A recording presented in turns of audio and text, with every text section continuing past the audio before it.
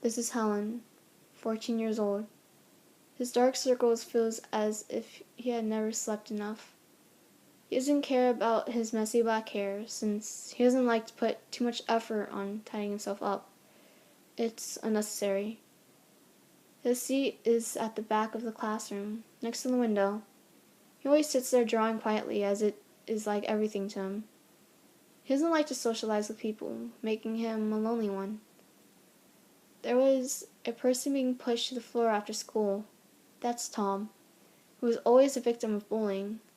Not because he did anything before, it's just the dislikes of people around him. These things happen often, and Helen is used to it, though he does feel bad for Tom. He doesn't want to interfere as it's quite bothersome.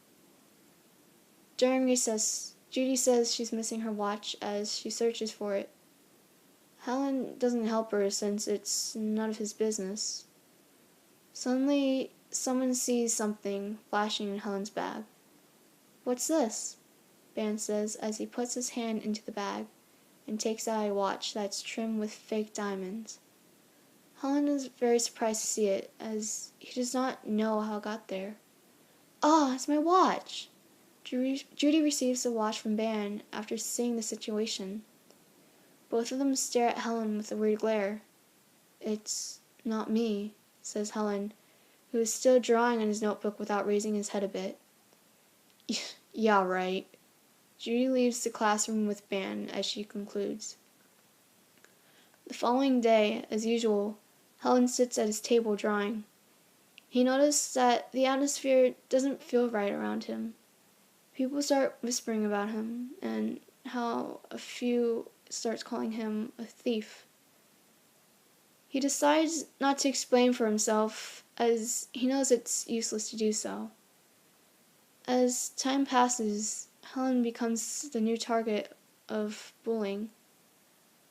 Everything he does now is being exaggerated. He doesn't like it, but it doesn't resist. He keeps the feeling in his heart, keeping silent. Until, one day, Ben came to him and snatched his notebook, with his unfinished drawings on it.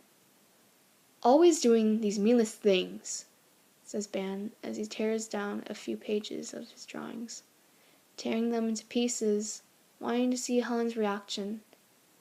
At this rate, the feelings that he has been holding burst out. He punches Ben in the face and starts to fight.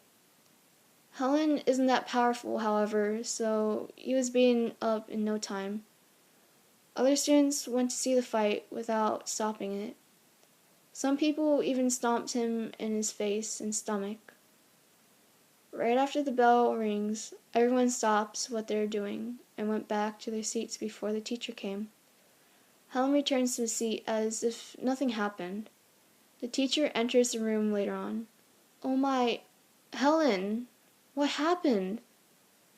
Helen has so many visible bruises on him that the teacher knows right after she enters the room. Everybody turns to look at him, waiting for him to give a response while glaring at him with a murderous look. "I fell from the stairs, miss," Helen replies as the glares disappear. After returning home from school, his parents also ask him what happened, and he just responds with the same answer. The blue jacket he's wearing covers all the bruises, other than those on his face. His parents believe it without doubts. Usually, when Helen's parents ask about how he was at school, he always says he's fine. He even lied about making a lot of friends, living happily every day. Helen refused to tell his parents the truth since he doesn't want to make his parents worry about him. A few months later, he has gotten used to the negative comments about him, and getting hit or humiliated has been a normal event for him. He is completely immune to these things now. Who framed him in the first place? Why did the culprit do this? This doesn't matter anymore. Nothing matters anymore. Hi there. Helen receives a message from an unknown user on Facebook. "Who are you?" he replies. "I'm Tom, your classmate." Tom has never interacted with him before. This surprised him a bit. "What is it?" Helen says. Um, are you alright?" "It's none of your business," Helen concludes. Tom types for a while before coming up with, "Listen, I know how you feel right now. You're in the same situation as I am. I really want to help you, but I can't. Sorry." Afterwards, Tom and Helen text each other for a long time, and Helen feels much better after telling him all the pain and feelings he's been through. He can even joke around with Tom, often using a smiley face to show his happiness. This is the first time he thinks he has made a friend. It is a warm weather in the afternoon. "Come meet me in the roof after the first period in the afternoon. We need to talk. Don't ask me why," texted Tom last night. Following his instructions, Helen meets Tom on the roof, waving his hand and walking towards him, saying, "Hey Tom, what's up, friend?" I have something to say. Something important," he says with a serious face.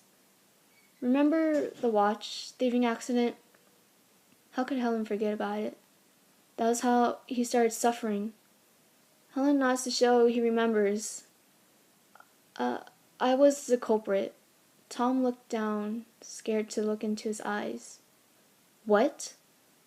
Helen is shocked. "I stole Judy's watch and framed you as the culprit." Why did you do this? With you as a new target victim, my life is much better." Tom smirks. It's true, however, that when everybody decides to bully Helen, they won't bother Tom anymore. He's just like an abandoned toy. For him, that's totally perfect. As long as he keeps silent, he will be able to live his school life safe and sound. He succeeded the plan and was outstandingly perfect. Helen grabs the collar of his shirt, and after pushing around a bit, they ended up near the edge of the roof. Tom slips and falls from the roof. Helen instantly grabs his hand and tries to pull him back up, but Helen does not have that much strength to do so. "I'm so sorry, Helen." Tom falls. Helen closes his eyes, scared to look at what's going to happen. He cannot imagine what will happen to one after falling from a 6-story tall building. After the policemen arrive, they have an interview with Helen. He was too horrified by the accident, however, to even say a word. Once again, Helen becomes a topic of discussion between students.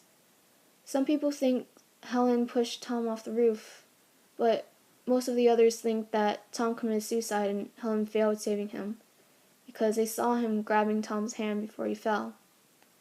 That night, Helen was in his room crying, shivering, and he could not stop the guiltiness from growing inside of him. He needs to calm down, and suddenly a thought flashed in his mind. It's not my fault that Tom died. He deserves it. To die. This makes him feel much better, and his guiltiness fades away too. Helen creepily smiles. Tom has had his punishment. I suppose it's time for others to have theirs, isn't it? His cries turn into laughter in the dark. Helen's classmates decide to have a party on the day of Halloween, but it's not to celebrate Halloween, it's just to have their friends come together to party. Of course, Helen was not invited to the party. The night before the day of Halloween, Judy and Maggie were texting each other on Facebook. Both of them live in the school dorm, and Judy's room is next to Maggie's. 9:03, Judy. "Who's going to come on tomorrow's party? I'm so excited." 9:03, Maggie. "Most of our classmates will be there, but I texted Ben so many times, and even though All the messages I sent are read. He just never replies to me. What the hell is wrong with him? 9:04, Judy. He's probably working, I guess. 9:06, Maggie. Something weird is happening. I've been hearing footsteps coming from my door for a long time. I think someone's walking around the dorm. 9:06, Maggie. Wait, I'll go check. Using the hole on the door, Maggie saw something unusual. 9:07, Maggie. Oh my god, there's a guy outside who's wearing a mask and a blue jacket. He's holding a knife, and he's all bloody. 9:07, Maggie. Fuck! He's knocking on the door now. 9:08, Maggie. Oh god, oh god, oh god, oh god. 9:08, Judy. Just calm down and find a weapon or something. 9:08, Judy. Protect yourself. 9:09, Maggie. He's turning the doorknob. Good thing I locked it. 9:09, Maggie. I'm scared. 9:09, Judy. Maggie? 9:09, Maggie. What should I do? 9:09, Judy. Maggie, listen. 9:09, Maggie. Save me! 9:09, Judy. Maggie, calm down. 9:09, Judy. Maggie? 9:10, Judy. Maggie? 9:10, Judy. You there? The message is shown to be read, but Judy just doesn't see Maggie's response. Suddenly, Judy hears the sound of her room door opening. The instant she turns around, she feels a terrible pain on her stomach.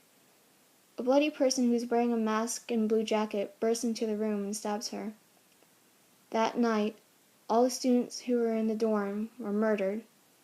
No one knows how the killer did it. The murderer used the victim's blood to paint on the walls of the dorm, with most of the paintings being the smiley face. Many of the corpses were being chopped and smashed, possibly to get more pigments. Helen Otis, the culprit, is still missing currently. However, in the chat room where Judy and Maggie texted each other, a message was written that responded to Judy's first message at 9:03. 11:15, Judy. Don't be excited about tomorrow, smiley face, because there will be no tomorrow.